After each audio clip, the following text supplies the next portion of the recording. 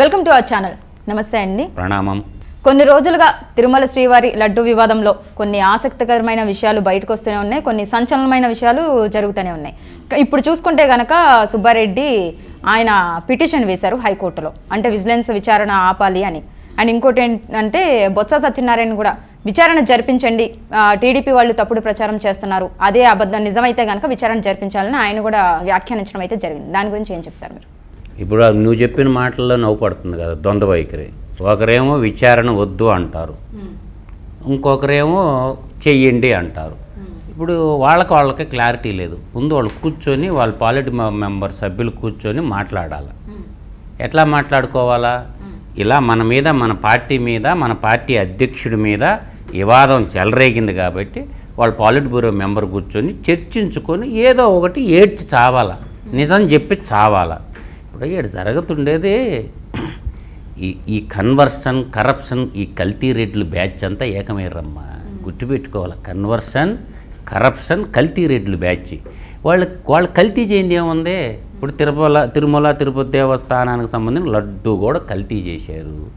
నేను అంటుండేది ఏంటంటే, బొత్స సత్యనారాయణ ఏమన్నా సచ్చీలుడా, సారా వ్యాపారం చేసుకునేటటువంటి వాడు క్యాబినెట్లో విద్యాశాఖ మంత్రిగా ఉన్నప్పుడు చేసిన లంగు లత్తకూర పనులు చాలా ఉండయి. వాడు మంత్రిగా ఉంటూ కంత్రి పనులు చేయలేదా? వాడు సొంత డిస్టిలరీకి సత్య డిస్టిలరీ పేరు చూడు, వాడు చేసేయన్ని అసత్య పనులు, వాడు మాట్లాడేదంతా నోరు తెరిస్తే అశుద్ధం, అబ్బా జబ్బా. అందువల్ల 10 ఎకరాలు భూమి కేటాయించుకున్నాడు. 10 లక్షలకి ఎకరా చొప్పున వాడు సత్య డిస్టిలరీకి భూమి కేటాయించుకున్నాడో లేదా? వాడు ఒక పెద్ద అవినీతి గజి దొంగ. ఇలా ట్యాబులు ఉన్నది. ట్యాబులు పిల్లల్ని, చదువుకునే పిల్లల్ని, పసి మనుషులను కూడా వదవల్లా. ట్యాబ్ వాడు ఏమన్నా తయారు చేసిండా? తయారు చేసే కంపెనీకి ఇచ్చాడా? ఎవరు తయారు చేస్తారు ట్యాబులు? శాంసంగ్, లెనోవో, యాపిల్ ఇలాంటి కంపెనీలు ట్యాబులు తయారు చేస్తారు.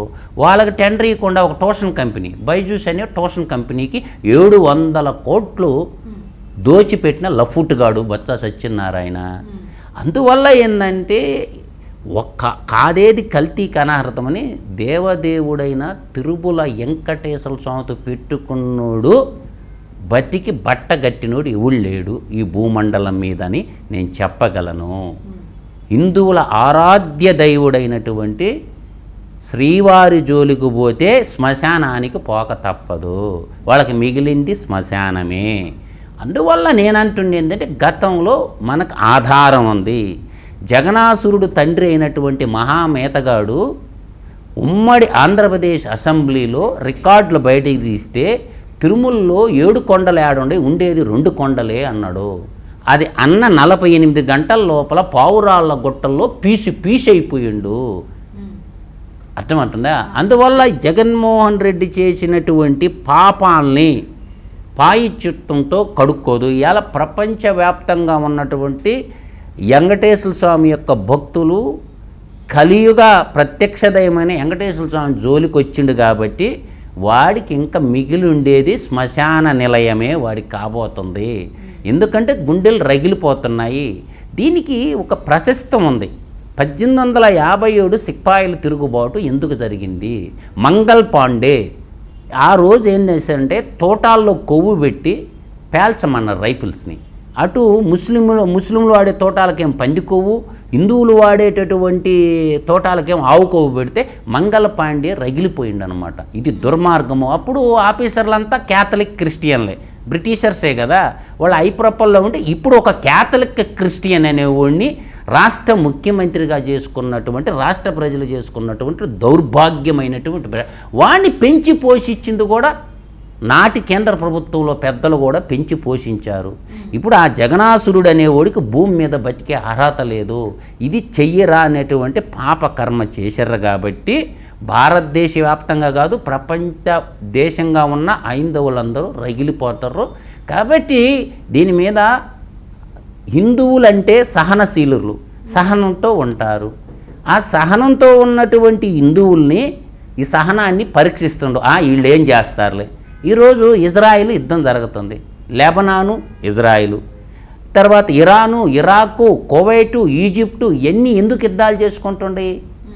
ఇవన్నీ యుద్ధాలు జరగటానికి ప్రపంచంలో ఉన్న 230 కోట్ల మంది క్రిస్టియన్లు, 170 కోట్ల మంది ముస్లింలు తన్నుకుంటారా? హిందువులు ఏడన్నా కొట్టుకుంటారా? కొట్టుకోవటం లేదుగా. హిందువులు సహనానికి మారిపోయారు. వాళ్ళ సహనాన్ని చేతగానితనంగా అనుకుంటుండే ఈ జగనాసురుడు, ఈ కలియుగ దానవుడు, ఈ కలియుగ కాకరి, ఈ కలియుగ కలుడు. ఈయన్ని కాలగర్భంలో కానీ కలపకపోతే, అందువల్ల ఏంటంటే ఈరోజు ఆర్ఎస్ఎస్ ఉంది, రాష్ట్రీయ స్వయం సేవక్ సంఘ్ ఉంది. దాని కింద 64 శాఖలు ఉంటాయి. ఆ 64 శాఖల్లో ఒక ప్రణాళిక రచిస్తారు. ఈ కన్వర్షన్ కల్తీ బ్యాచ్కి దిబిడే ఉంది. కేంద్ర రాష్ట్ర ప్రభుత్వాలు కానీ ఇప్పుడు కానీ చర్య తీసుకొని కానీ వాళ్ళని చట్టబద్ధంగా శిక్షిస్తారా లేదా హిందూ సైన్యానికి అప్పచెప్తారా అనేది వెయిట్ అండ్ సీ. ఏం జరగద్దో చూద్దురు. ఇక జగన్మోహన్ రెడ్డి విషయానికి వస్తే గనక మీరు ఇచ్చిన హామీలు ఏవైతే పథకాలు ఉన్నాయో అవన్నీ చేయకుండా తప్పించుకోవడానికే ఇలా డైవర్షన్ పాలిటిక్స్ చేస్తున్నారు అని ఆయన వ్యాఖ్యానించారు. దాని గురించి ఏం చెప్తారు? ఇప్పుడు డైవర్షన్ పాలిటిక్స్ అంటే అబద్ధానికి ప్యాంటు సొక్కా వేస్తే వాడే జగనాసురుడు. వాడు రెడ్డి అనబాకు. రెడ్డిలు అంటే ఏందో తెలుసా? త్యాగానికి శౌర్యానికి ప్రతీక రెడ్డి అంటే. వాడు కన్వర్షన్ కరప్షన్ కల్తీ.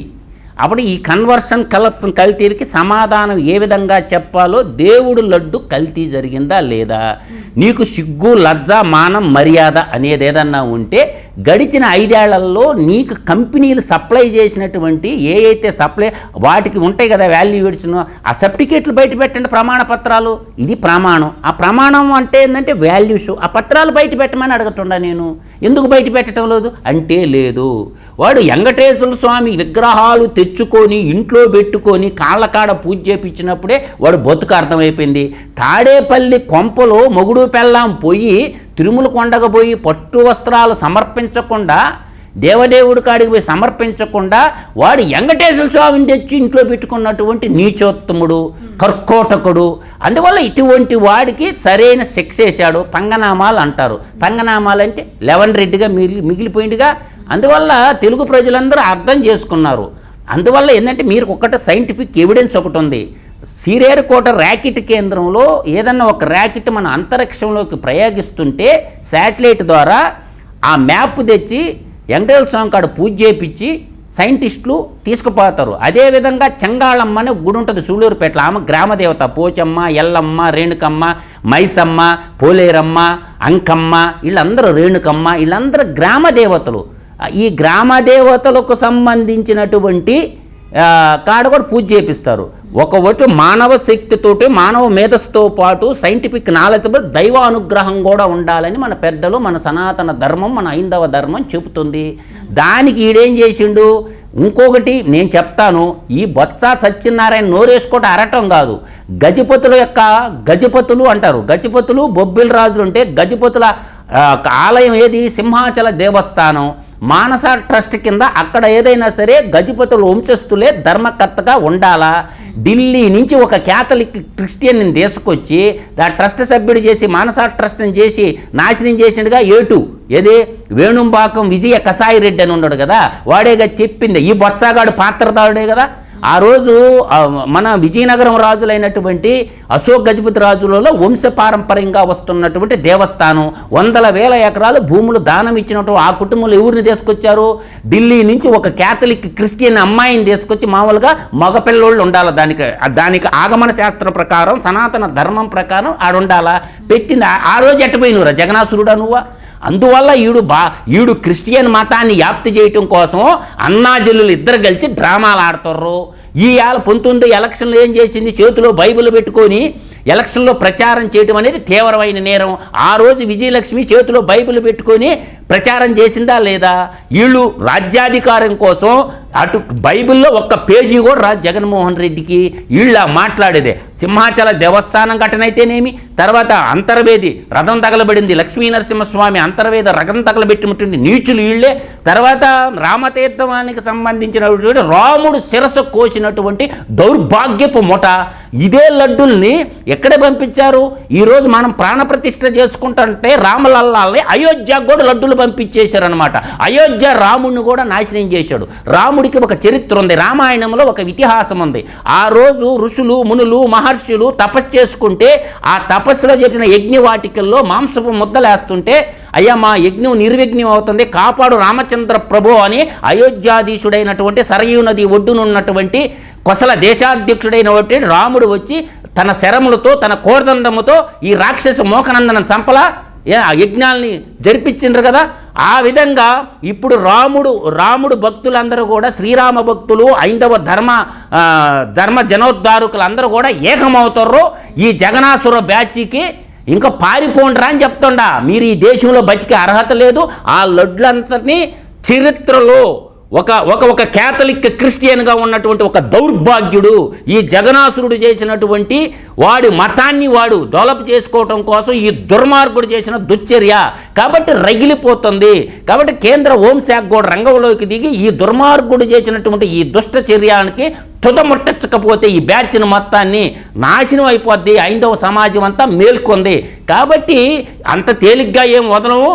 ఇల్లు ప్రభుత్వాలు వదిలినా, కోర్టులు వదిలినా, న్యాయ వ్యవస్థలు వదిలిపెట్టినా కానీ ఐందవ ధర్మ పరిరక్షక చేతిలో ఒకప్పుడు క్షేత్రపాలకులు ఉండేవాళ్ళు. క్షేత్రము అంటే కొంత ప్రదేశాన్ని, క్షేత్రపాలకులు అంటే ఎవరు సైన్యం ఉండేది. బద్రీనాథ్ సినిమాలో చూపిస్తారు మనకి. క్షేత్రపాలకుడు క్షేత్రాన్ని రక్షించేటువంటి పెళ్ళాం బిడ్డలు ఉండేవాడు. ఎవడైనా దౌర్భాగ్యం నా కొడుకు ఉండకూడదు. ఈ పెళ్ళాం బిడ్డలు ఉండేవాడు కోరికలు ఉంటాయి, ఆస్తులు సంపాదించాలన్నటువంటి భావన ఉంటుంది. కాబట్టి తిరుపతి దేవస్థానానికి దేవుడి బిడ్డలైనటువంటి క్షేత్రపాలక సైన్యాన్ని ఏర్పాటు చేయాలా.